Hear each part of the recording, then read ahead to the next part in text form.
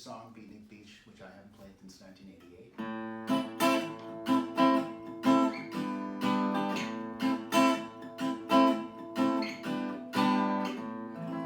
He also played down here.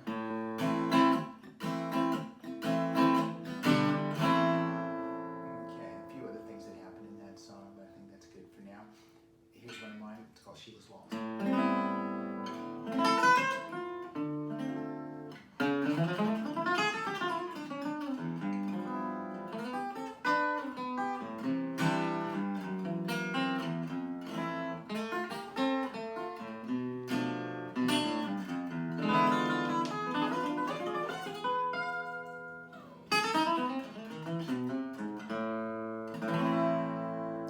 Jellyfest. That was George Cole with Riverside Drive, and we were treated to a little snippet of the Beatnik Beach title track. Wow, like that's very, very exciting for us nerds. Oh, a wee snippet. A wee snippet, and I have with me that very same George Cole. Hello, how are you doing? Hi, everybody. Hi, nice to see you. So, how many interviews have you done specifically about Beatnik Beach since it's since you guys? The main one when the guy that wrote the book, It's Brighter Day, or a Brighter Day, he did, I think, 2 or 3 interviews with me. They were lengthy, and he's a smart guy and good interviews. And I ultimately liked the way I was portrayed in the book, except for the fact that he portrayed me as not Johnny Rocker, and God damn it, I am Johnny Rocker. But no, it was great. It was wonderful to see the book and see the photographs. And I was surprised that Beatnik Beach was given this whole like precursor to Jellyfish, this whole treatment, and a lot about Chris Kettner.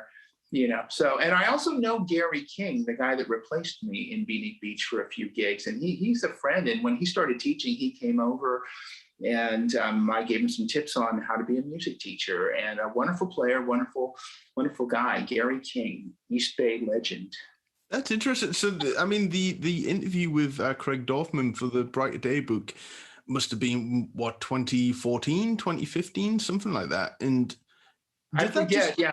Did that just come out of nowhere? And because the thing is, I remember asking you a while back if you would come on the podcast, and you were like, who wants to hear about Beatnik Beach Stories? And I was just like, you'd really be surprised. So did he unearth more stories than even you kind of realized, or did you have those ready to sort of tell? You know, everything that I told him was pretty much on the tip of my tongue. Apparently, I'm a loose cannon and cannot be stopped. You know, Andy Sturmer is a complicated guy, and he was a complicated young man at 19 years old, so confident, so talented. And he was you put him under the category, just a real piece of work. You know, he was an interesting bunch of guys. Mm-hmm. Well, that's the thing as well. Like people, I do it as well. We forget that, you know, during Beatnik Beach and the height of Jellyfish, they were early to mid 20s. Like I didn't even know what I was doing in life by my early to mid 20s. I couldn't imagine having all of that happen, and, you know, promises made, and, you know, your tours and everything, and things that maybe didn't go to plan and stuff like that. And probably, and Rogers talked about it, you know, kind of feeling that your life's kind of over musically for a bit, because things hit you so dramatically when you're that age.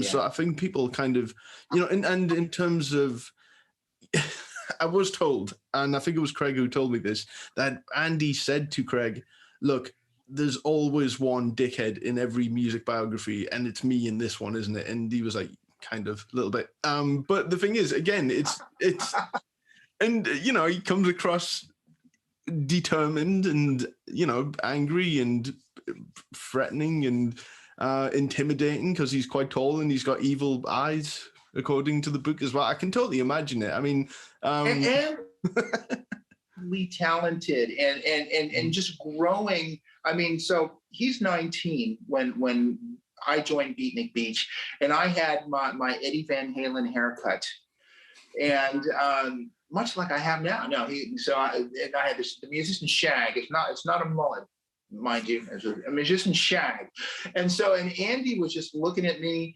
And he was thinking, this is everything I don't want visually, because I look so much like a member of Motley Crue or something like that. So he didn't much, he was a little disappointed, but he, as he said to me before, he said, you're the best guitar player I played with up to that point. He loved my guitar playing, but he didn't like what I did stylistically necessarily. And he could be a very cold, imposing, this is a 19-year-old. He was a big kid, big guy. Yeah. And, he just was very, I just look back on it fondly through the amber glow of memory. I don't remember him. I mean, I do remember him being a huge dick, but to everyone, but at the same time, I also remember all the good stuff and the wonderful music that we made. So it's an interesting chapter in my life, definitely. Look, I get it. I've had various band lineups under the name Toxic Melons, and it's me writing the songs, arranging them, and tearing my hair out and shouting at people if they weren't, listening and stuff like that. And it's just like, now looking back on it, and I have a feeling that, Andy probably looking back on it would probably go, I was probably over the top. Because, there's the story that he apologized to Jason, and that's quite a public story about, I've heard that, yeah. All of that. And then sort of, age brings wisdom and everything else. And so when you joined the band, how fleshed out were the arrangements? Like, was it pretty open for you to add your own style to them? Yeah, it really was. And so here's some backstory. Some of your people, the people out there in Zoom land or interview land might not know. So Chris Kentner had a band called Chrome Dinette. You ever heard of Chrome Dinette? I have not. It's a very 80s band name. I like it. Oh, no. And they were on fire on the local scene. And do you know who Joe Satriani was? Yeah. So Joe played in a band called The Squares.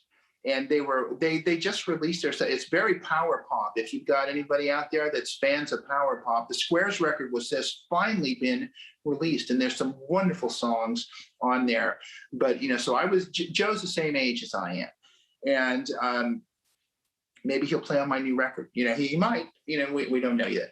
Mm-hmm. So Joe was telling me about Chrome Dinette, because these were the two bands that were at the top of the heap of the new wave scene, the Square here in the Bay Area, in the East Bay, the Squares and Chrome Dinette. And so I went to see Chrome Dinette, and Chris Kent, they had a percussionist and a left-handed guitar player, and Chris was the bass player, and he'd get on his hands and knees and just beat on the keyboards, and people just couldn't get enough of this guy. And he just had the look, MTV is new, and he just looked like he belonged on the TV screen. And it was really bizarre, quirky, kind of robotic kind of music, but get that record, Chrome Dinette. And so I went to see Chrome Dinette, and I was pretty impressed. Then flash forward a little bit, I saw the band Bamboo, and he got signed by Bill Graham, the big manager, and they tried to put a band together for him. I think Gary King was in that band. It was called Bamboo. And then I went to see Zulu without me in it. And they had this guitar player. He seemed like a nice dude, but he was not a good guitar player at all. He just really couldn't do much. And I thought, and this says that in the Jellyfish book, I said, I should be in that band. And then I saw an ad that Zulu, Chris Kentner, was looking for a guitar player. So I called him up and went to audition number 1. And then I went to audition number 2. Then I was officially in the band. And so in answer to your question, we would jam on some songs like Fever, like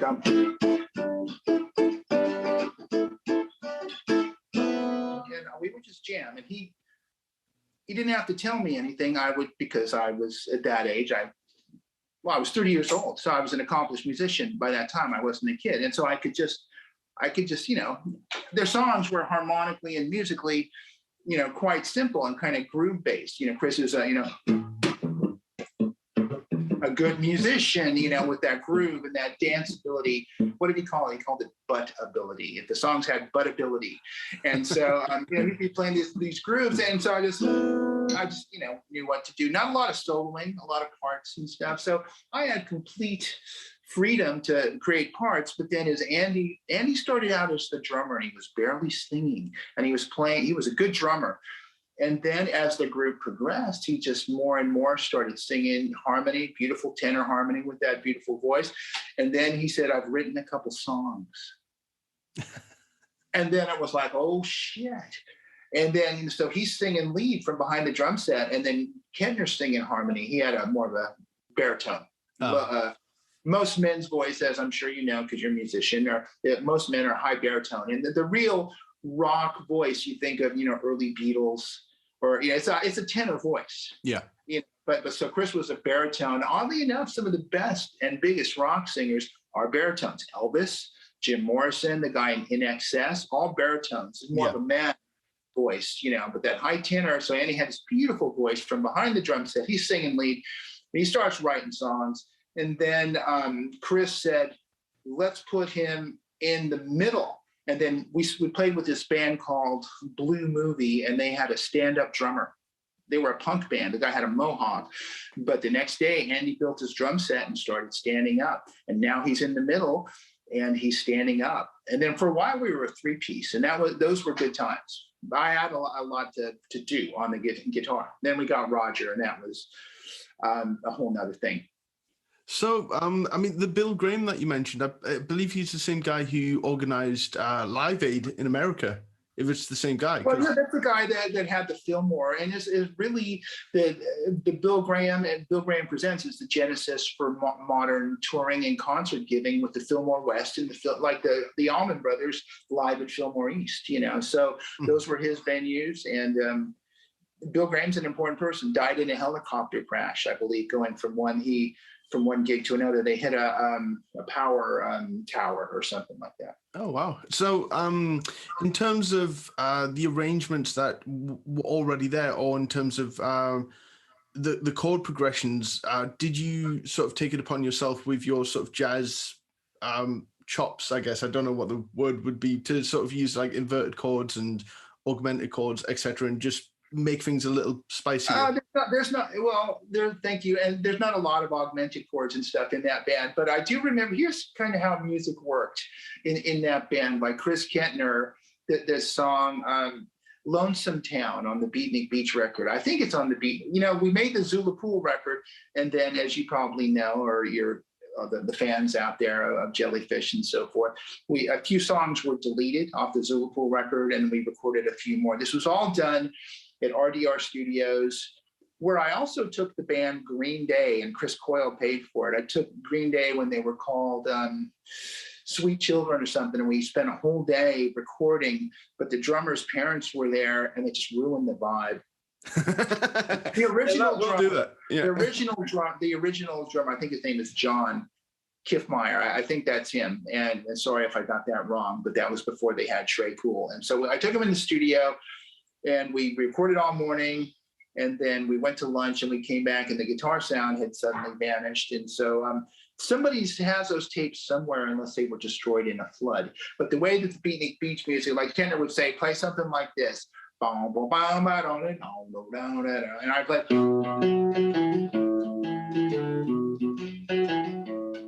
Something like that. I can't even remember it. It's a little surf kind of line. Very interesting. But and Andy became very specific about what he wanted or did not want. At first, everybody, I'm not saying it was a politeness competition. Could you please, you might want to try this. And then it became more do this, Andy, he's 19 turning 20.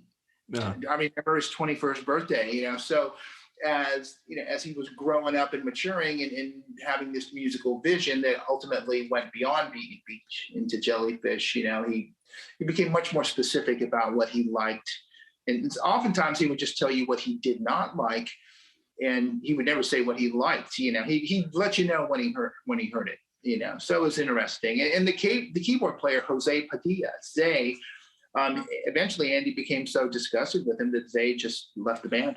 I was going to ask about that. Well, the thing is, so you've seen Andy sit down playing drums. Like this to me, and I've mentioned this before, it's kind of like Goofy. You would never see him on all fours. Like, it would be like No, he had a really good foot, and he had a small kit. And what was his style like? How did he play? Did he play like Ringo, or did he play like sort of sitting down? Obviously, it's quite different. Oh man, he was such a good little drummer. He had a bunch of stuff in his wheelhouse. He had that funk danceability. We're all from the East Bay, so that's a.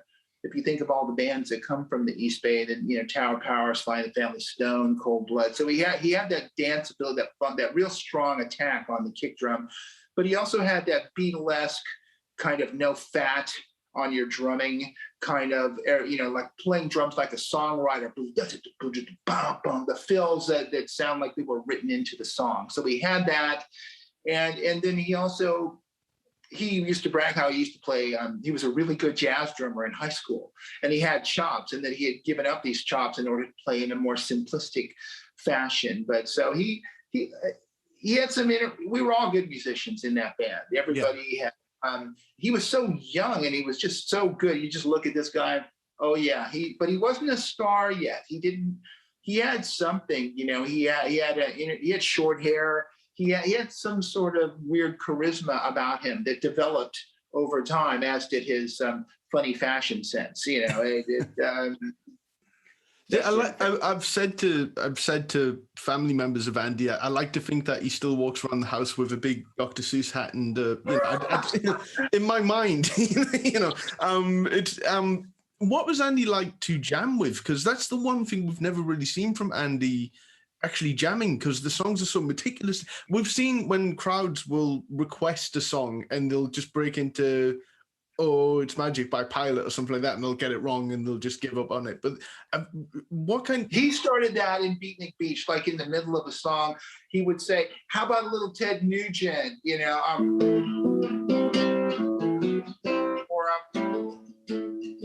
Or how about a little bit Frampton Comes Alive? And Roger was like that too.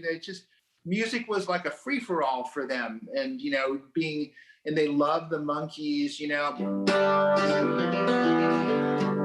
They just loved this stuff. They were pop music aficionados, and we all were. But those two, so think about it. Chris is. When I joined the band, I was 30, Chris was 34, and Andy was 19. Yeah. And then his friend Roger came up in audition, and he was going to USC. So these guys were so young, but when they grew up, they were thick as thieves. And so all of a sudden, Andy had his best friend and musical confidant in the band. And what that meant was that Chris was an outsider in his own band, and I was definitely the outsider in Beatnik Beach, but not at first. And I just have some great memories of playing shows and just like looking at Andy, and we're smiling at each other and just locking in. That kind of stuff that we all have, that makes us keep going in music, because they're wonderful musical experiences. You're starting to get popular. There's girls coming to the shows. All these are indicators. We're playing at the Fillmore, opening for Aztec Camera, Buster Poindexter, and then one really memorable one, The Church. Mm-hmm. You ever heard the band The Church? I have not, and I'll probably get murdered for that. But a cool band, and so opening for them at the Fillmore, we played there a bunch of times, and Warren Zevon, we played there. So we were playing at the Fillmore all the time, playing cool gigs, and it was really an exciting time. And I just, thinking back on the fun things were many, the interpersonal stuff with Andy and his being really cold, and Kettner's really stoic. And so Andy's just kind of, he doesn't tell you, but you can tell that he's not happy. And it just... and I don't think we're sort of, with that, we're not revealing anything about Andy that I don't think the book reveals, that the book doesn't reveal, sort of thing. Because because I'm kind of fascinated about Andy's playing. So I'm guessing he didn't really believe in drum solos or anything. Like you say, he just wasn't flabby in terms of like doing too much. He played for the song, and he really was. That's really accurate. We had this song called "Stand in the Water." I think there's a demo of it on a cassette. This is where the Zulu Pool initially was a band, and that was a loud electric rock band, very kind of new wave or modern. Before the word alternative was coined. And then we turned into an acoustic band called Beatnik Beach in the middle of one show at Club 9 or something. And Andy was playing a railroad spike and the power went out. And then we continued playing for the crowd and, just on our acoustic instruments, and Andy playing the railroad spike. And it was really something. But in answer to your question, he was a simplistic, minimalistic powerhouse drummer with a lot. I mean, that kick drum, I still remember it. It was just really solid. And then he taught himself how to stand up and play overnight. He was sitting behind the drum set, regular drummer, saw the band Blue Movie. And so I think it just all came into focus. I'm going to do that, but with real talent. And the guy, I don't think was playing much kick drum, when he was standing up and playing. But the next day, Andy just built the whole, whatever he needed to do to stand up and sing and play, he did it. And then he was on the side. And then Kentner put him in the middle, and then Beatnik Beach had that identity, which carried over into Jellyfish, the stand-up drummer. I don't know how he recorded when they recorded those Jellyfish records. If he was sitting behind the kick, who knows? Yeah, I think that's one thing I've never thought to ask any, like Tim Smith or Roger or anything like that. But I probably should, because they'll probably just tell me. That's the thing. So I don't think it would be like. Well, he said the way they recorded. I think Andy told me the way they recorded.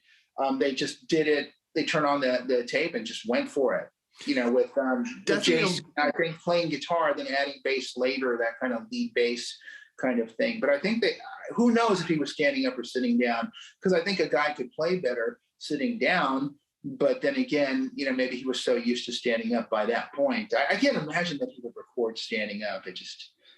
I get the feeling that, especially with Belly Button, it almost seemed like it was recorded to be played live, because Jason says that he'll do the rhythm guitar, then hit the pedal, and then do the solo, and the rhythm guitar will be gone.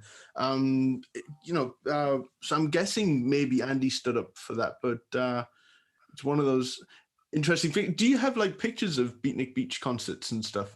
Because that's I don't have a lot of stuff. It's I don't. I do have some different photo sessions. I do have some different photos. And there was one where, if you think about the time period from like 84 to 87, 88, whatever it was, and all of the metal and the hair bands. And so at one point we took to wearing little flat caps because nobody could see our hair. It's just because your hair said so much about you. If you had long hair, or if you had, short and spiky hair, or just, it's just like your hair kind of dictated, oh, that's that kind of band, And so, we're taking to wearing a flat cap so nobody could really see your hair. Mm-hmm. And as Andy said, if I may quote him, and I think I may say, that takes the whole primping thing out of it. And I was given so much grief about my hair. Starting with the Eddie Van Halen shag, not mullet, thank you, shag. And then, eventually having all my hair just buzzed off, for the Beatnik Beach video, which, and we make jokes about it, how they say there is no perfect sphere in the world. And actually that there is a perfect sphere, and it was my head when my head was shaved off. They wanted me to shave my head because, I don't know if I told you this story. So this woman manager that managed a bunch of the big British acts at the time, I'm not going to say the Pet Shop Boys, but she managed about 3 big bands, and they came to see Beatnik Beach at Berkeley Square, and they said about Chris Kentner, and this is brutal because he's only like 34 at the time, like he's too old. They said about Andy, he looks like a crybaby when he sings. Why do you have a keyboard player? But they saved the worst insult for me, that the guitar player looks like a salesman at Radio Shack. Oh, no. So then it was, I look too normal. Then it was decided that what I needed to do was be like the guy in Midnight Oil and shave my head. And of course, to this day, I'm 66 years old and I have all this hair. I don't know who to thank for that. Mm-hmm. Maybe good genetics, but it's... the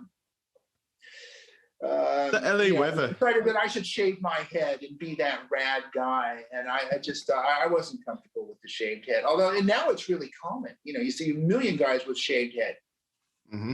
Well, I think I'll go grey before I go bald. I'm already starting to go grey. So like I like the idea of like sort of the white hair and the that's definitely what I'll go with, the Santa Claus kind of look. Santa Claus. Santa Claus. So the Zulu Pool album, which we have here. So was this always planned to be like a small release, or was there a disappointment that it didn't either get the attention or the sales that it could have? That was meant to be a calling card. And we had some beautiful T-shirts. I wish I had one. They were all extra large, the oversized kind of Wham T-shirt kind of thing, really long with that cover on it. And then the back cover on it as well. Richard Studding and Heartbreakers, they designed up that. Yeah, we had that and the front on these really cool oversized T-shirts. I wish I had. I do have a Zulu Pool T-shirt, which came first, which is just a camo T-shirt, and it says Zulu Pool, which is Chris Kettner's grandmother's real name. Did you know that? No. Yeah. So a little fun trivia there. Yeah, that's his grandmother's real name. And we're in touch on Instagram. And I saw Beatnik Beach's old lawyer. He's in San Francisco. You could interview him, Barry Simon. He's still, Andy called him the sleeping lawyer. But anyway, I digress. Barry, if you hear this, you're great. So anyway, that record was meant as a calling card demo tape. And eventually that record made it to the desk of Ted Templeman, the Warner Brothers honcho producer of Van Halen, or as I like to say, Von Hollen. And we got to deal with Warner Brothers just like that. I love you guys. I want to sign you guys. We went to DNA Lounge, drank Stoli Kamikazes and smoked cigars because we had just gotten a phone call from Ted Templeman's office. We were getting signed. Well, then the earthquake happened, and then his sister died or something. We never heard back from them. I told everybody we just got signed to Warner Brothers, and it all fell apart. Then we played at Night Break, and Chris Coyle got somebody from Atlantic, Carter, who is now deceased. John Carter. He was taking like some steroids or human growth hormone to stay young and virile. Yeah, I don't think he was either of those things, but he got in really good shape before he died. So don't take those drugs, kids. So even if you think that they're going to make you lean and mean, work out and have a good diet and get plenty of sleep. But anyway, so Carter came with a videographer to Night Break, turned the camera on Andy the whole time. And the next day we were told that we had just been signed with, we're going to sign with Atlantic. And that's how that happened. So that record, in answer to your question, was really a calling card, a demo tape with the blue vinyl. So it was meant as nothing more. It was not meant to sell. So what was asked of you for the Beatnik Beach album? I mean, did they ask you to change your name? There are some new tracks, but some tracks from here. Are they different recordings, or because? No, I mean, they don't feel like it. Yeah. They may have been remixed or something, but I don't think so. It was so low budget. We got this tiny little deal, like $30,000, just like, we each got a little bit of advance money. Andy and Chris got more than Roger and I should have gotten more than Roger, and I probably should have gotten closer to what, but there wasn't much money around, In fact, when we would play gigs, but Chris Coyle was really an interesting manager. He bought me a beautiful Rickenbacker 12-string 19. That's a great story. Like Andy says, yeah, you better come over to the studio tonight. We need you. And he hangs up or leaves a message on my answering machine at the time. I'm in the East Bay. I drive to the city, and Andy's there, and he goes, yeah, why don't you get your guitar off the floor? And I had no idea what he was talking about. And I see this case.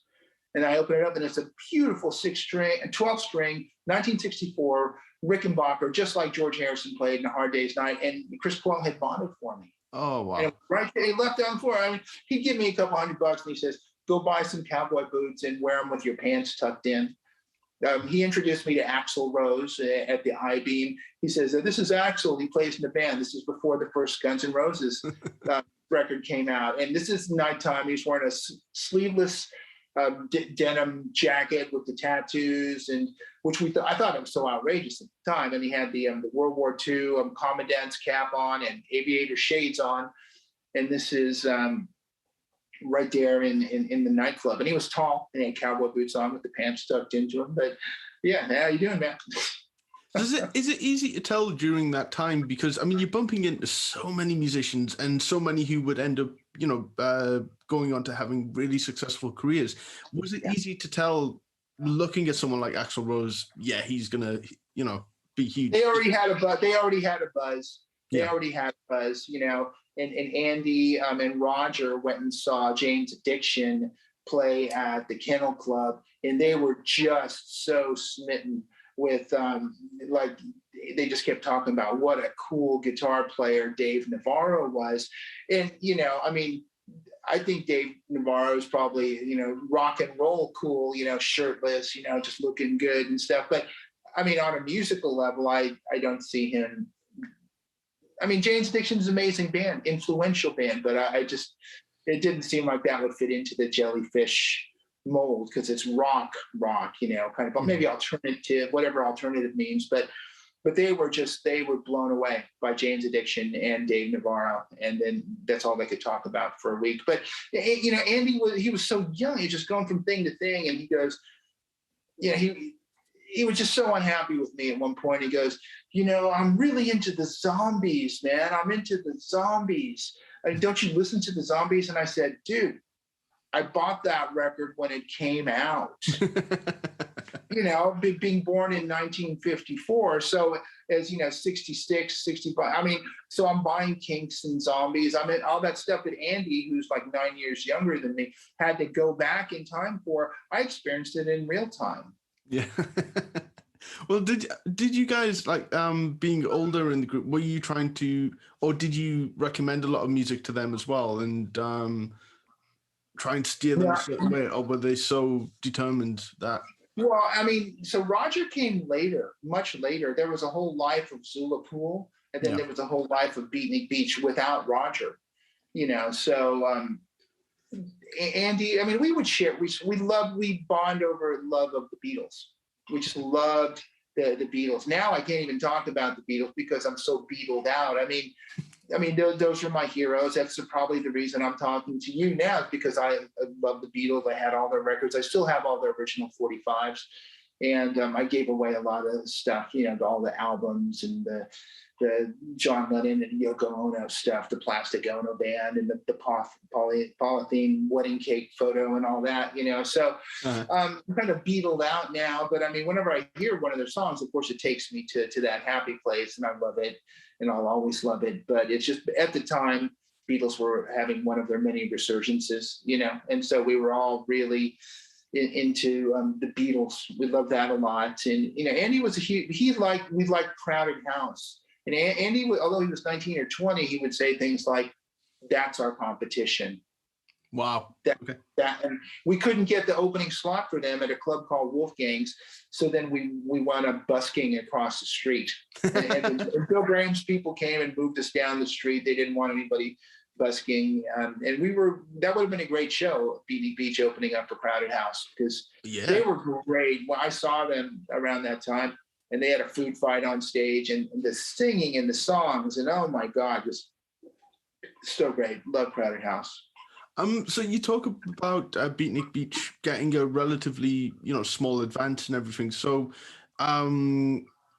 is that why there were only 4 or 5 different tracks on the Beatnik Beach album? Were they already happy, the record company happy with the certain tracks from Zulu? I don't think the record company really gave a crap. It's just, it was a small deal.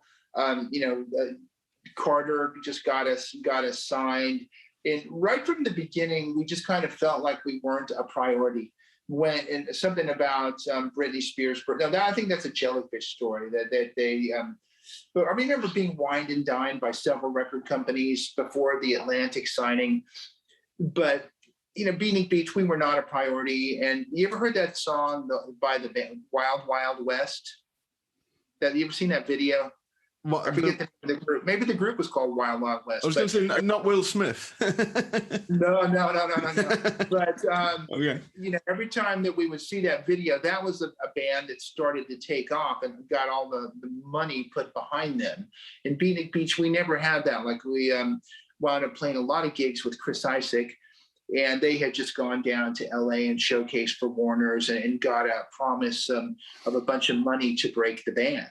And we never really got that. Even when we were signed, we just didn't feel that the support was there for what we were doing. And we were just, there was a tour, talk of a tour, but it was, once we got signed, it was almost, that was like the beginning of the end of the band.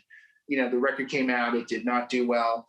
And, you know, we just didn't feel the support, you know, and we, you know, some Atlantic people with like Tunj, Ahmed Erdogan's nephew or something would be there at the gig. I like your hat, you know, and he would tell me, you know, and we'd meet record company guys and people were sniffing around, but we just didn't have that feeling of real support by, think of the history and the legacy of Atlantic Records.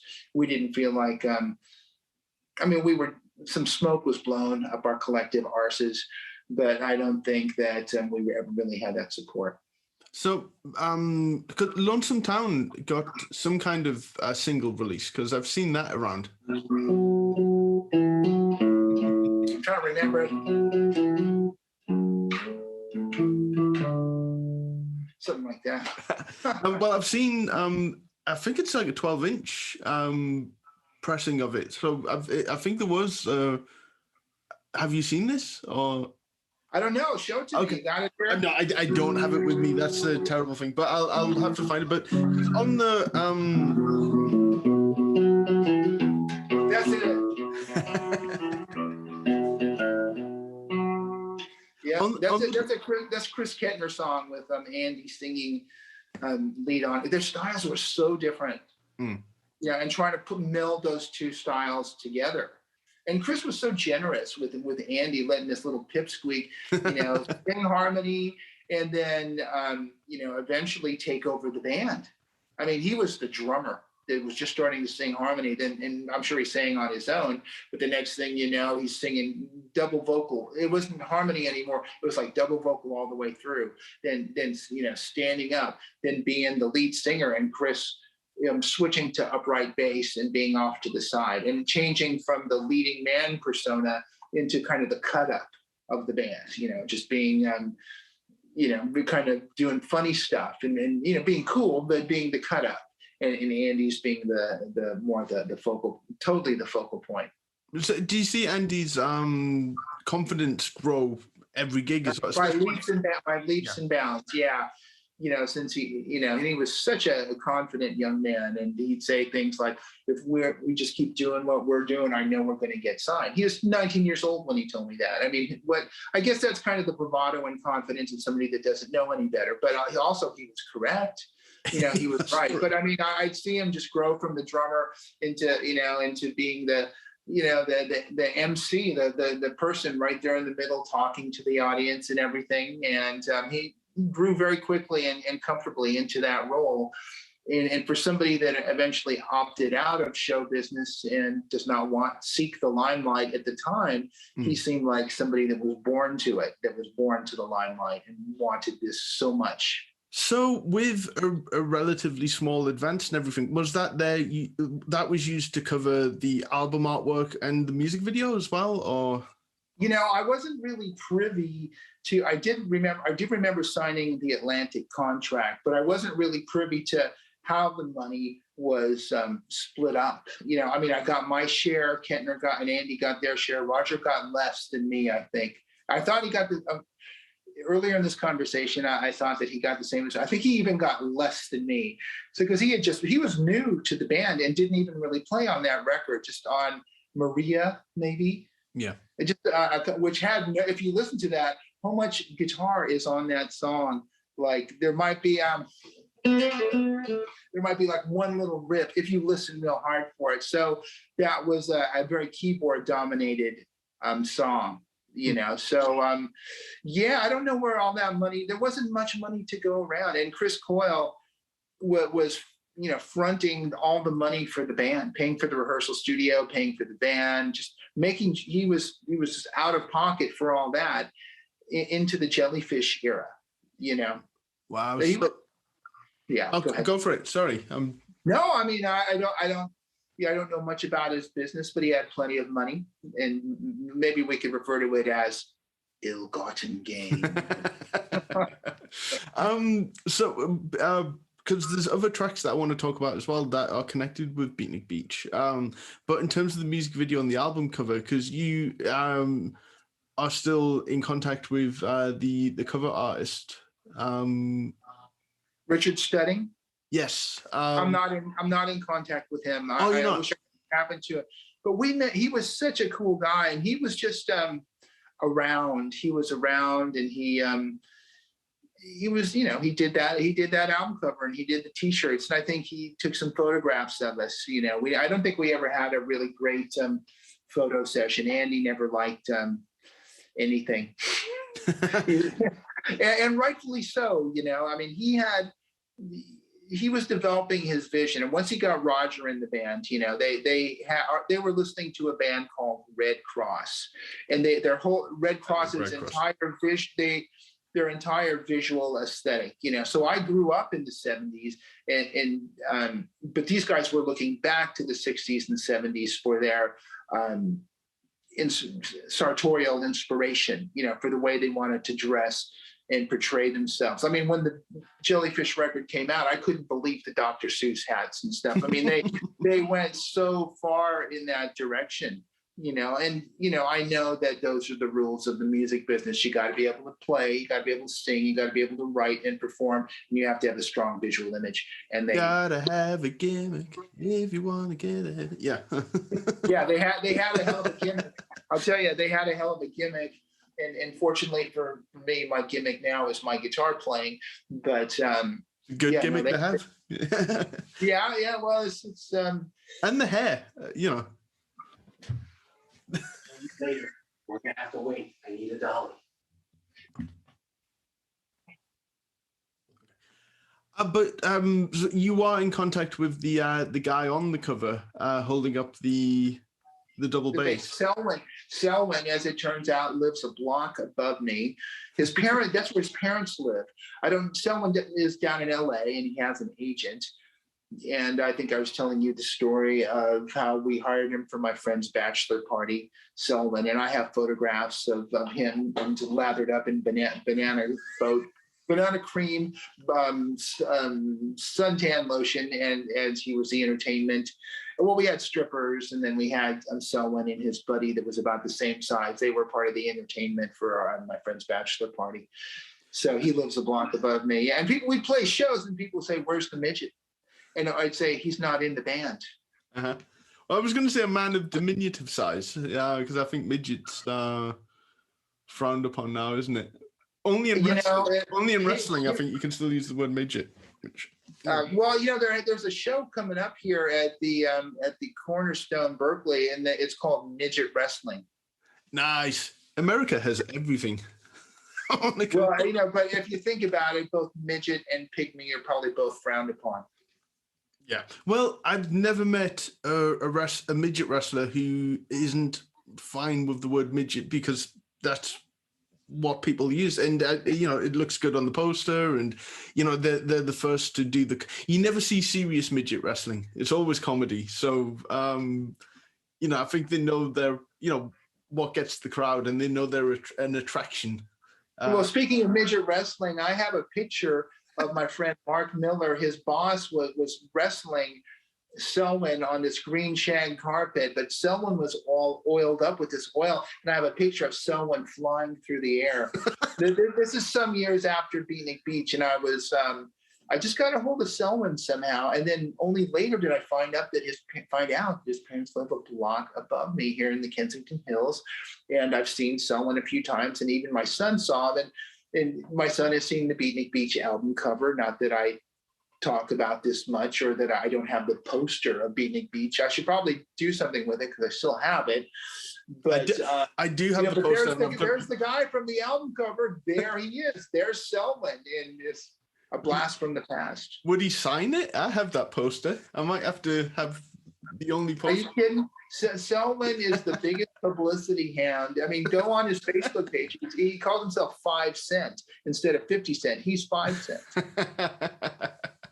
Oh, that's amazing. Yeah, I've got to ask him some questions. That's wonderful. So We must talk wrestling a little bit as well, because we're not just talking music here at Jellyfest, because I'll run out of questions to ask. So living in the West Coast, you brought up some names like Ray the Crippler Stevens and... I didn't know he was the crippler, but Ray Stevens, Kenji Shibuya, Pepper Gomez, and as you pointed out, Pat Patterson. There was a bunch of these guys, and I don't know. I guess TV it happened, and wrestling was regional, but apparently about some of these guys. It isn't what wrestling eventually became. No, but there were tag teams and stuff. The Cow Palace was the big arena in the West Coast, and Roy Shire was the promoter, and he was one of the well-respected promoters, because a lot of them would just take the money and give you a very small percentage of the gate and stuff like that. But Pat Patterson was huge. I interviewed his co-author for his biography, because he was widely acknowledged as the first openly gay wrestler. Oh, really? So he had such a story to tell, and I mean the controversies as well, but such a career. He went on to WWF, the big wrestling. He went on to be one of the major creative forces behind. Wow, I had no idea. Oh yeah, he only passed away this year. Wow. 80, 84, 85, something like that. And he worked directly underneath Vince McMahon for 30 to 40 years as the creative. Wow. Yeah, he went on to huge things. And Ray Stevens, who influenced a lot of wrestlers, because he would do this thing where you get whipped into the corner, and instead of just hitting your back against the corner, he would go front first and flip over the post and then do crazy things. So that influenced a lot of wrestlers like Shawn Michaels and Ric Flair, names that you may not know. But I just remember watching it, the announcer saying, and he's ramming his head into the turnbuckle.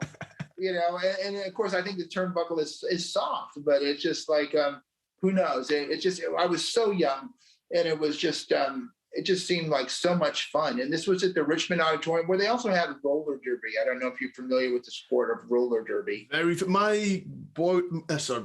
My friend's girlfriend is who lives locally is like a league roller derby person, and goes over to America and competes quite a lot as well. So yeah, I'm quite familiar.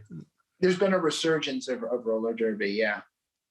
That's cool. I love that we can talk a little bit about wrestling. That's the one thing I've not been able to talk about. And someone who was huge on the West Coast was Classy Freddie Blassie. Now, he was, you may have seen him on TV with Andy Kaufman, and he was friends with Regis Philbin. And I did, this all goes right over my head, but I think it's so cool. Yeah, he because I Bite the Songs is the name of this album, because he was in Japan. He was known as the vampire, and he would bite your head. But he had this trick where, because I mean, if you bled back then, you were bleeding, and what you would do is you hold your nose, and it would, the blood would spurt further. And apparently, it caused people to have heart attacks and die in Japan because they were so shocked at what they were seeing on TV, and they would call him the vampire, and he would like sharpen his teeth before matches and all that kind of thing. And wow, did you see that movie, The Wrestler, with Mickey Rourke? I did. I think it was really depressing. Because there's a lot of sad things about wrestling, and I mean the one thing that I found really sad was, do you know the autograph signing bit where all the wrestlers there were real wrestlers from the past, like Johnny Valiant and the Wild Samoans, and there's no one there apart from one guy who looks a little too much like me, running up to them asking for autographs. And I was just like, oh, is that how I'm perceived as a fan? Is it? But the thing is, the conventions and everything are huge because nostalgia is big, and there's all of Pat Patterson just had an action figure released last year. Because people are into the old stuff again, and that's the stuff that I love.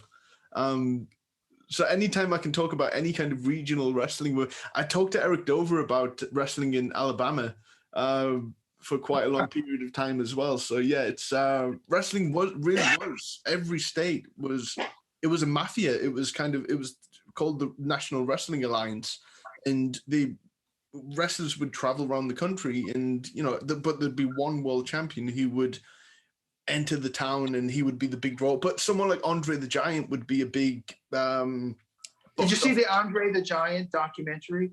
I did, yeah. I really enjoyed it. I knew of him, but I didn't know he really lived larger than life, as well as he's like Pavarotti or something like that. It's an amazing story of this guy.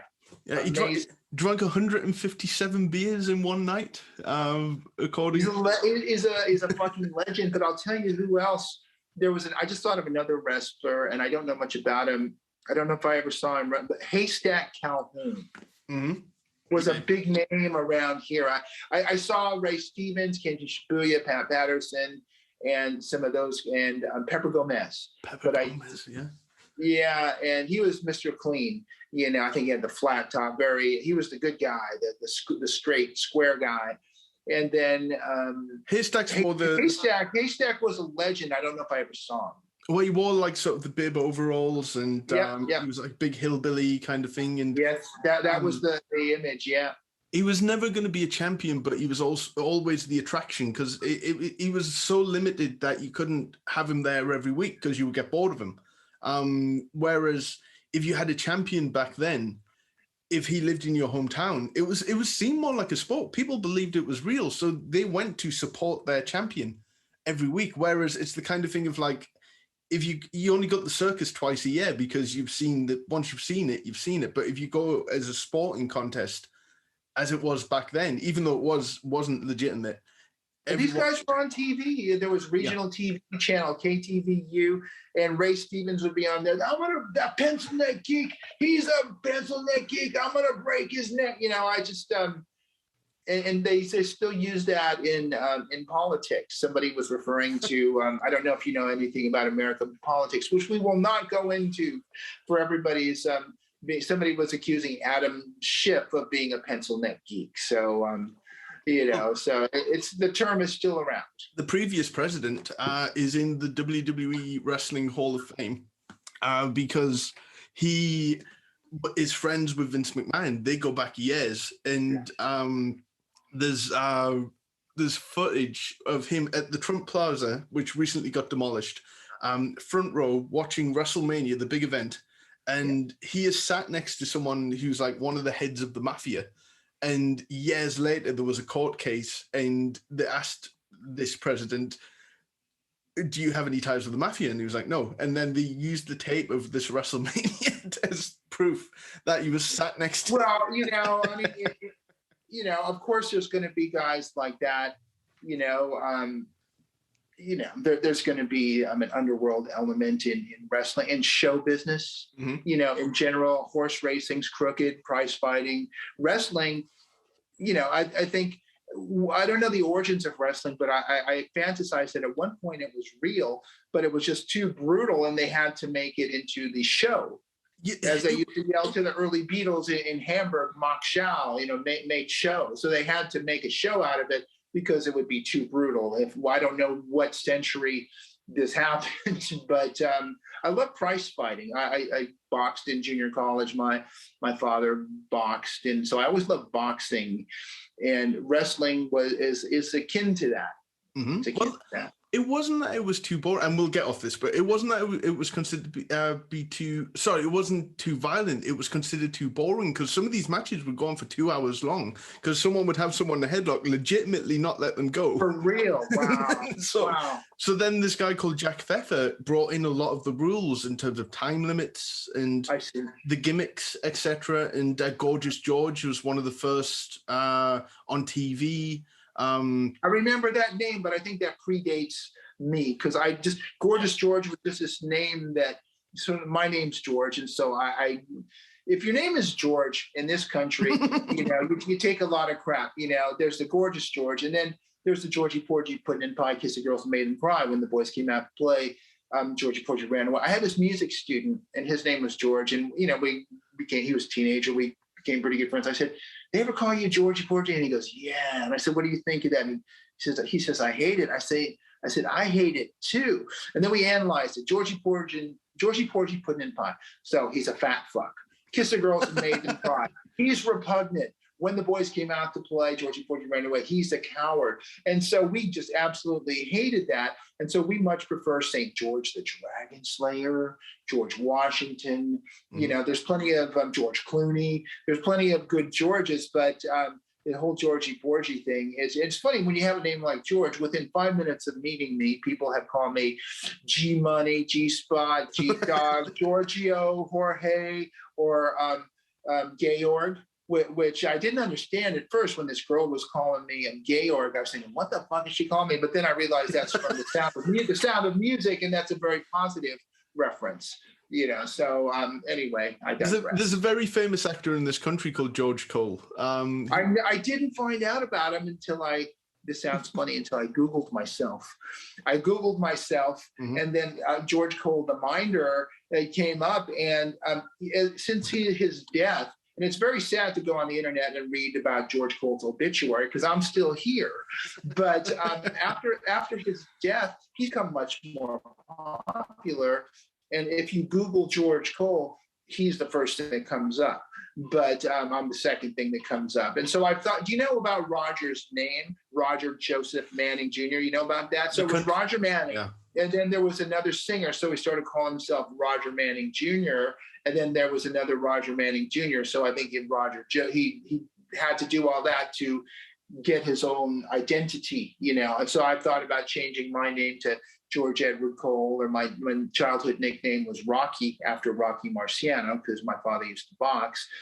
He was a sparring partner for the heavyweight champion Joe Louis. You ever heard of him? Brown Bomber, yeah. But the thing is, I think I like my name, George Cole. And you know, it's funny. This one promoter thought that my name was made up. She said, "I totally get your name." I said, "What are you talking about?" She says, "Well, I get it. You know, I said, "What do you mean?" She said, "Well, it's obviously a made-up name." And I said, "What do you mean?" She goes, "Well, George Gershwin, Cole, the kind of music I play, right, or that I'm known for, the Great American Songbook stuff that I write. So George Gershwin, Cole Porter." And I said, "No, it's my real name. It's on my birth certificate." Right. Anyway. You may know this then. Is Andy's first name Marvin? I believe so. See. I thought it was his middle name, Andrew Marvin Sturmer, or maybe that would be funny if that was really his first name. Wikipedia, now I hope I'm not going to end up just losing faith with all my connections I've made, but Wikipedia did say Marvin Andrew Sturmer at one point. It might be. It might be. And I think for a brief second I tried calling him Marvin. You called him it once and never again. I just remember when his dad had a heart attack and we're playing in LA and stuff. You know, I just, through the amber glow of memory, I remember the good stuff, you know. And then if I think about it, or if I read that damn Jellyfish book, and Craig was a wonderful person to interview. In fact, he wrote me a note do you know who Keely Smith is? No, I mean, he was a great singer, Louis Prima and Keely Smith. Well, I played in her band for a couple of weeks about 12 years ago when she played in San Francisco. And she's a big star. She, you know, hung out with Frank Sinatra and made records for Capitol and with Louis Prima, and was her husband and all. And so he wrote me a nice note when Keely died. And I was never that close to Keely, but that's the kind of guy Craig is. You know, he's a sweet guy. I liked him. And he, again, he was the way I was portrayed in the Jellyfish. I didn't think that somebody would write. I mean, there's quite a bit about me in the Green Day book, and that guy never interviewed me, but he got it all right. And Craig got it right in the Jellyfish book. But again, he portrayed me as not a rocker, and God damn it, I am a rocker. I'm known for playing this now, the acoustic guitar, but I do have a pickup on it. But so yeah, I know I'm a rock and roller. I'll always be. So songs like Queen of the USA and the much talked about Fox Hunt. Do you know Fox Hunt?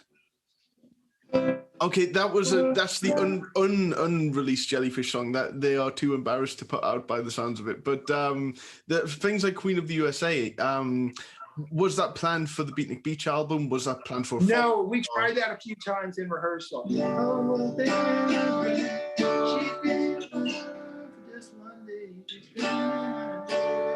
I remember that from a rehearsal.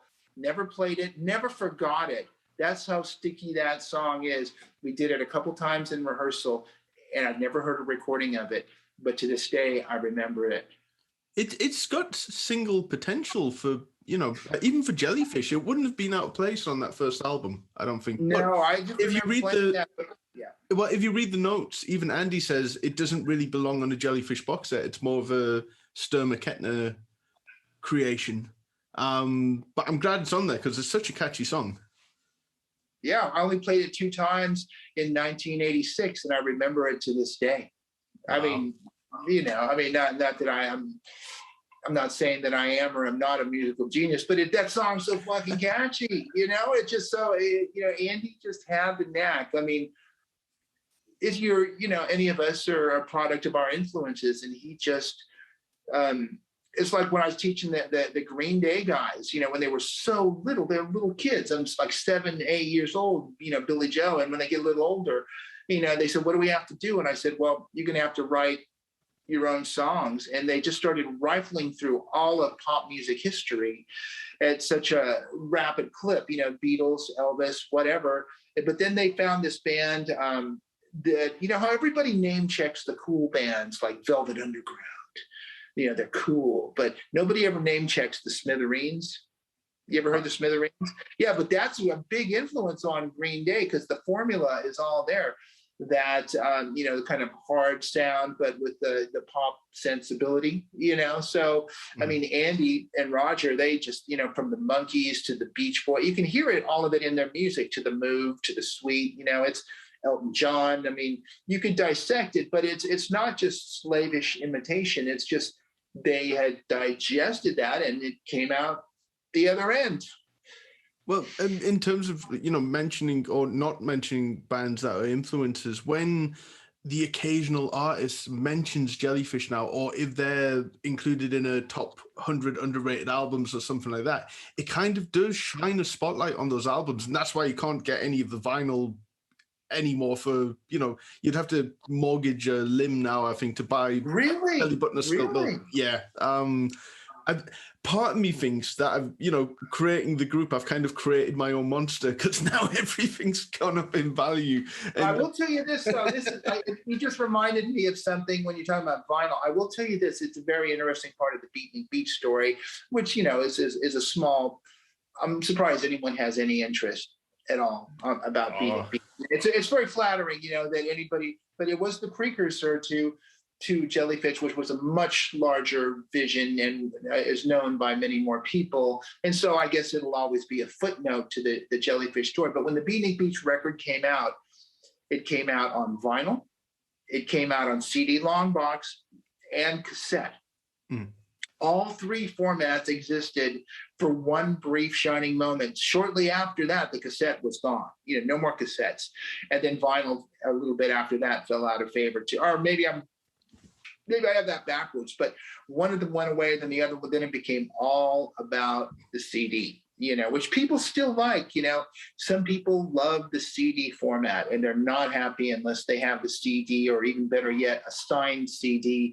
Me, I'm very happy with Spotify, and I do have a turntable, and I do have some old Nat King Cole records and Django Reinhardt records. I like all that stuff, But it's funny, when I play jazz, I had a gig last night, and I'm playing with some of the best jazz musicians in the history of the Bay Area, just amazing guys. I tell people I hate jazz, and they say, how can you hate jazz if you play jazz and you're a jazz? Because the jazz that I like is structured like pop music. When you think of Nat King Cole, Frank Sinatra, I mean, jazz is such a big umbrella that you get to, everybody gets to say, well, this is what I think it is. It can be Far Out, it can be Weather Report, it can be this. But I like the stuff that's structured like the pop music that we have in common. Like you listen to those Nat King Cole records with Nelson Riddle recorded in Capitol Studio A, those are perfect pop records. You know what I mean? But they just have a broader sense of harmony, which the Beach Boys or Jellyfish also might have a broader sense. There's more music in the music when you think of the bands like Green Day and Nirvana that became so big. And then you think of Jellyfish, which is, to some people, not us, is regarded as an also-ran. But there's so much more music in the music of Jellyfish than there is of Nirvana and Green Day. I could be killed by that, for saying that, because I love Nirvana. And as Noel Gallagher says, You cannot write catchier songs than that. And Kurt Cobain had that. Catchy songs, Green Day, God bless them. Yeah, I'm so proud of them. I go see them whenever they play, go sit next to Billy's sister, Anna. That's all well and good. But Jellyfish had so much music in their music. Don't you agree? I do. And you just have to look at, say, a track like Ghost at Number One, where there's a lead melody, but there's also another lead melody singing something completely different. And then there's, like a guitar line doing a lead melody that could have also been a vocal melody. It's like they had all these ideas that they had to get in there somehow. And I mean, Spilt Milk is over the top and crazy. But even with Belly Button, it feels like every aspect and avenue of the finished song has been explored. And there's nothing more that they can add to it without just being completely, unnecessary with like key changes and stuff like that. It's something that they didn't really do that often, to be honest, key changes. Well, they in some ways, they throw in the entire kitchen sink in the production, and there's so many things happening. But I know what you're saying. But here's an interesting thought on that first, since we are geeking out, and I do know Andy. And so you think of Belly Button, and I hope I'm getting this right, but so there's this outrageous, goofy image. I know it's cool, the cover and everything, Jellyfish. And then the first song is like serious as a fucking motherfucker. What's the name of that song? The sea shanty? Man, I Used to Be. I mean, just, So you got all this goofiness and silliness, and man, this is kitschy. This is like the fucking, then that song is serious as a fucking heart attack. It's just like, wow, it's serious musicianship. And that's a serious subject. And the guy with the dirty, the almost a photograph with the dirty name. I mean, it's wow. It's really, really impressive. And then the record, as you listen to it, and I know you've listened to it, it really impressive. Really impressive. Roger talks about that song lyrically being maybe the closest we'll ever get to know Andy. Like there's something from his life in there. Compared to the other songs, but he also talks about She Still Loves Him. The idea for that was going to be, because do you know how at the start you hear the footsteps walking over to the piano? Yeah. Roger sits down. Apparently it was going to be someone else walking through the door and the band are already playing, and that's how the album was going to start. But then they kind of scrapped that idea. But and I talk about this to members of the band as well during Jellyfest and other, artists who've recorded many songs for this, that the album cover is at odds with that first track, and you kind of don't know what to make of the general public. I think it's an example I bring up is a band. But that's a dichotomy. That's the kind of thing. And I don't know this for sure, but I do know Andy from back then, not now. But it's just that just seems something so much that he would do, like we're silly, we're goofy, serious as a motherfucking heart attack. It's just like, boom, that's who we are. But he was also, there were some Vietnam movies that came out on Platoon or something around that time. And I think Andy was a little obsessed with war. He had the song Sergeant Lassard and Welcome to Our Side of the World. You've heard these songs, right? I'm going to sound like an absolute Philistine. I haven't, Well, they're on that Zulu Pool record, but, Welcome to Our Side of the World. If you don't like it, we'll blow you all to hell, And so, and then Sergeant Lassard. These are songs about war. And then that first song on the Belly Button record, that references. Yeah, and that's the thing before everyone kills me, because I've heard the Beatnik Beach album, but Zulu Pool, I don't know if those songs made it onto Beatnik Beach or not. It's been a little while. They didn't. There's 4 songs that didn't, and that I believe those are the songs. Welcome to Our Side of the World, and boy, I haven't thought about these songs in 1985, 86. But well, that's the thing. I have the album, but it's, as you can tell, it's completely sealed, and it's one of the things that Beatnik Beach needs to end up on streaming platforms if it's not up there. Well, that record, the Beatnik Beach record, was reissued on Noble Rot. I was going to ask about that. Yeah. I get nothing from that. It's so weird to think that there's recordings out there with my playing on them and my blood, sweat, and tears. And I'm not alone in this. It happens to everybody. But somebody, I got my little advance money, emphasis on the word, but somebody else went to the trouble of reissuing it, and so now I don't know if Andy or Chris Kentner get anything from that. My guess is no.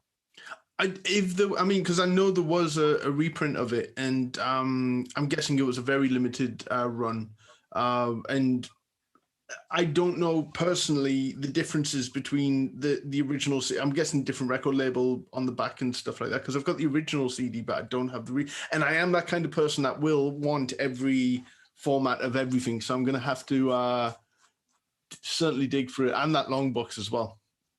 Long live the long. Well, I wish you a lot of luck on your journey. I think it's a great thing that you're doing. You're keeping alive the spirit of a cool band and some nice music that was made, and everybody that are your listenership or viewership, it's some cool stuff that you're into, and it ties in nicely with some other eras of popular music. And I don't hear too much of it today, but I know that there's people that are. Did you ever hear this band? This is totally off topic, but the Lemon Twigs. Yeah, I love the Lemon Twigs. Yeah, I mean, I heard about them, and so I said, "Oh, I hear a little." I don't know if they're Jellyfish fans, but they're in that vein, And it's just like good for them. And I know there's other band. I mean, I haven't heard anything about them in a couple of years, but I know that there's other bands. You ever heard of the Rubenews? No. Okay, so you should check them out. They're a power pop band. They're my friends. They did a record produced by Todd Rundgren back in the early 80s. They went to they started, they're like 2 years younger than me. They were on American Bandstand. They had a hit with the Tommy James song, I Think We're Alone Now. And Avril Lavigne, you've heard the Avril Lavigne song, Hey, I Don't Like Your Girlfriend. You heard that one? Yeah. Well, they had a song in the 70s called Hey, you, I Want to Be Your Boyfriend. And they settled with her out of court.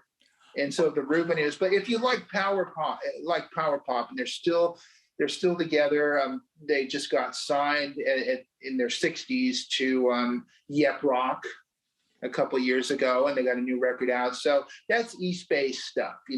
I'm an East Bay guy. Rubenews are East Bay.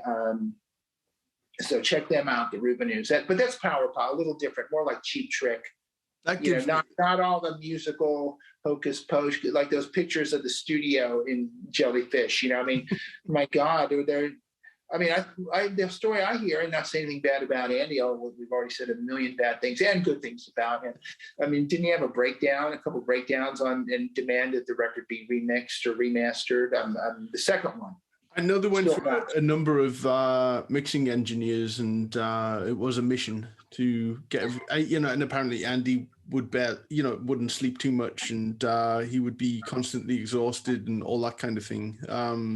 So that, it's not out of the question that it had a big emotional effect on him. Well, that's his life's work, and they were trying to make their Pet Sounds or Sgt. Pepper for their second album. And, I mean, boy, you listen to those records and they still sound amazing. Sonically, they sound great in all the different ways. They do. Well, before we talk about what you're doing currently and what you have coming up, because this has been great, by the way, and I really want to thank you. And I know you say that not many people would be bothered about talking about Beatnik Beach. I promise you, people were very excited when I mentioned your name, and I did. Oh, great! Well, a big shout out to all them, and it's. I shared the joke as well. Great. Yeah, I shared the little thing we had back and forth when you said, I'm going to take a bath. And I was like, well, hopefully not during the interview. That's good. Well, you and I had some fun exchanges, that I said, I remember I still talk to Andy every morning, sometimes in the evening too. I haven't seen him since that show that we did together at the Hard Rock Cafe when they were just beginning their promotional tour. But I got fond memories, and parts of me think, boy, it would sure be great to talk to him again. I was going to ask post Beatnik Beach, because I'm guessing everything ended as amicably as possible, or was that no, not necessarily. I was just Chris Kentner came over to tell me I was out of the band, and Andy didn't call me. And then Roger just brought my gear over, and that was that. But a couple of years later, after the cycle of the first Jellyfish record, I did some session work for Andy and Roger. And though we didn't talk about it, me being dismissed from the band, we hung out and did these demos. And I know that Andy was trying to make his peace with me. Mm-hmm. You know what I mean? Because I mean, with so much history, you play together for 4 years, and then they got another guitar player, Gary King, and they played a few shows, and he was completely the wrong guitar player for the band. And then the band broke up, and Chris Kentner quit, and then they started Jellyfish, which they had already been doing demos for. So, I mean, was I hurt when I was kicked out of the band? Absolutely. I never missed a rehearsal. I tried my very best. I didn't see eye to eye with Andy musically, and they needed somebody, frankly, that was closer to their own age and click. I mean, Chris Kentner was the odd man out in the band that he started. And then I was just an appendage to him because he liked me. I mean, I know they all liked my guitar playing, but, they needed somebody closer to their own age that was into the same things when you're 20, when you're 22, I mean, a guy that's 31 or Chris Kentner 34, I mean, that's a pretty big schism. Oh, look, when I was like late teens, early 20s, I thought, right, the band has to be my age to be even remotely marketable and stuff like that. Now I'm 35 now, and I'm like, I don't care. I don't care how old you are, as long as you can play. I'm just. Well, it's funny. I'm 66, but I still care about my bandmates' appearance and stuff. It's just either you look like you're in show business or you don't. And it's you can be the weirdest looking motherfucker, but as long as you have something about you that makes you watchable or interesting to people. No, I agree with that. I think, but just age itself isn't. Age itself, yeah. I get you. So did you post Beatnik Beach? You worked with Andy and Roger on some demos that never saw the light of day, and that was. Or maybe they did. It was for a TV star. Maybe the young daughter or girl in the TV show, All in the Family. I don't know if she went on to have a career, but it was their first production project, and they'd written a bunch of songs, and they hired me to play on the demos. And it was 3 or 4 days of just kind of reconnecting and having fun and working on music. So I have that as a really great memory, as kind of like a little coda to my time working with the two of them. And again, they'd already done Jellyfish, and we're about to go do that Letterman Boy and His Drum Set appearance on Letterman, and they were really excited about that. But that album, the whole cycle of that record was wrapping up at that time. It was interesting. Would you say, was that the last time that you saw Roger and Andy, or have you seen? No, I saw him at the thing at the Hard Rock San Francisco, which I believe now in the Hard Rock Cafe in San Francisco, which is now closed. I saw Roger and Andy there, and they it was the Mach 2, Jellyfish Mach 2, and they had the harmonies and just a shaker and a guitar, and harmonies were amazing, and that was with Tim and Eric, I believe. And then Chris Isaac was there, and I was playing with Jerry Shelfer. So we did this little thing, and it was just nice to see them. But Andy looked so not happy. I knew that side of him, and I just hi, and he was just too preoccupied, and as he was probably worrying about the fate of the second record, of what that was going to be like, to go on tour and to tour that. And apparently they had they regaled me with stories of the first tour, playing Wembley with the Black Crowes and doing a bunch of cool stuff. And then the second record, I think they found themselves playing at a bowling alley somewhere in the Midwest. And, it's just, they had their music, think of the scope of their music, and they probably had very big dreams of, big concerts and wildly successful tour. And when you're playing a bowling alley on a Wednesday night, you just, when I was in a rock band in the 90s, I went through it all again, by the way, in a band called Big Blue Hearts, signed to Interscope Geffen. Starting in 97 through 2000, we went on the Joe Walsh anthology tour. We had a lead singer that was every bit as crazy as Andy, but without the talent. Thank you. And so, I mean, but I remember the singer in that band calling up, and this is 97, so there's still payphones and pagers. Nobody's got mobile phones yet, or some people do.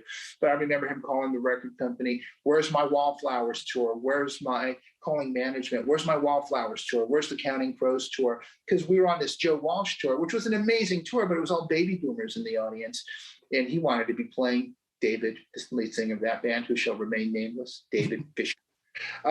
You know, he wanted to be playing for a younger audience with chicks, you know, and to be living that life. So I can only imagine the phone calls from Andy to management, and, you know, why are we playing a bowling alley? You know, and the record, I think Belly Button sold 300,000 copies, and in the second record, I don't know. I think maybe slightly less, I think, because Belly Button did also have some reasonable hits in terms of, like, they made the top 40 singles wise in the UK, and they were up for an MTV Music Award. Mm-hmm. They were up for an MTV Music Award for the and a Brit Award in this country as well. Okay, so they got a bunch of that early acclaim, but then, you know, they made this incredible record, which I mean, I think when Spilled Milk came out, I think people regarded it as the misstep. And I think that now, with revisionist history, everybody sees it as a wonderful record. Yeah. I can't even imagine people thinking of it as a misstep back then. But I mean... It was regarded as... Wow. I'm just trying to remember, you know, what the general zeitgeist was. It was that it was over they wore their influences a little too proudly, you know, and the kitchen sink production and all that crap, you know, just over the top. And that was their whole thing, you know. I mean, this is like accusing Freddie Mercury of being over the top. You know, he's Freddie fucking Mercury. Of course he's over the top. And of course they, you know, a band like that, you know, and it's a great testament. Those two records, what a great legacy. It's not 20 records, it's not 10, it's 2, and then maybe some box sets and B-sides and a few other things. But no, it's a really cool thing that you're into, and I'm glad that band gets to live, and in a small way, Beatnik Beach is remembered as well, because we put a lot of work into that band, and probably no Beatnik Beach, no Jellyfish, you know, probably.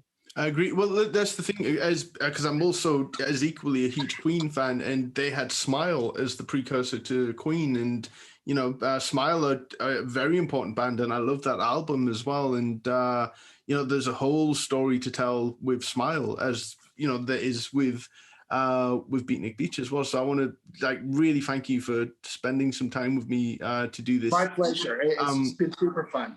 Where can people find, because your music's great and you post a lot on Instagram and... Starting to, yeah. Yeah. So where can people find you? Yeah, so I'm on all the usual places. George Cole Quintet on Spotify, and then also George Cole on Spotify. I made a record with a couple of gals about a year ago called Bizou, Bixou, and a lot of harmony singing on that.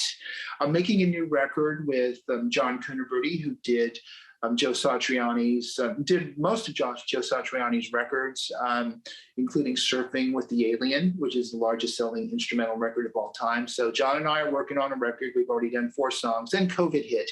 So I'm working on a new record, which I think is going to be great, with a great producer, and we're going to get out there and go broke touring once again.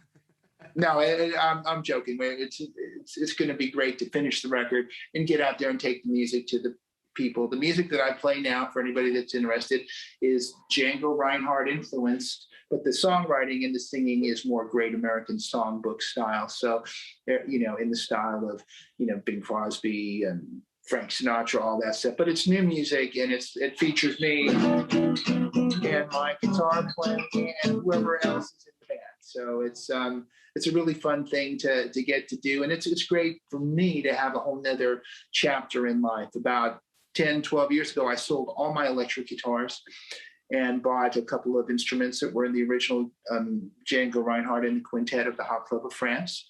And so then I bought a couple of guitars that they were very expensive, and continue to collect those guitars. I still have some electric guitars, and maybe you can see over there, but I got a bunch more of them too. But so I'm playing a little bit of electric now, but mostly acoustic, American swing, and then the French hot club kind of style, which has become quite popular, but I don't really play just Django music. It's become a very codified style of music. You know, you must play Django songs in Django style, but I just have that as one of my influences, as do many people like Richard Thompson, Mark Knopfler, you know, many great guitar players, Peter Frampton, many great, all those guys are British. Django toured in Britain and is still popular to this day. Mark Knopfler's from my area as well. What a brilliant musician, man. That guy. Oh, yeah.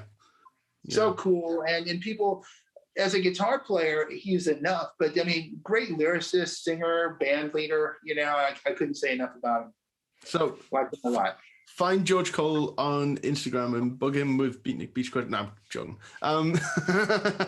You will find many amazing hairstyles on George Cole's Instagram, because I wasn't expecting this until something recent that you may have posted, because I was used to kind of like the suit with the sort of, you know, the tidy hair.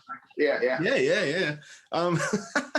So look, thank you for being a part of Jellyfest and for performing for us as well, because I know you haven't done many interviews about, you know, this subject matter, and thank you for going so in depth and answering a lot of questions that I'm sure a lot of fans would be very, very interested in hearing about. Thank you for letting me make contact as well, because I know I've been a pain in everyone's backside. My pleasure. It's really fun to meet you and also to do the interview. And I'd like to say hi to everybody out there. Nice. Oh, well, thank you to everyone tuning into Jellyfest, and keep them peeled for what is coming up next.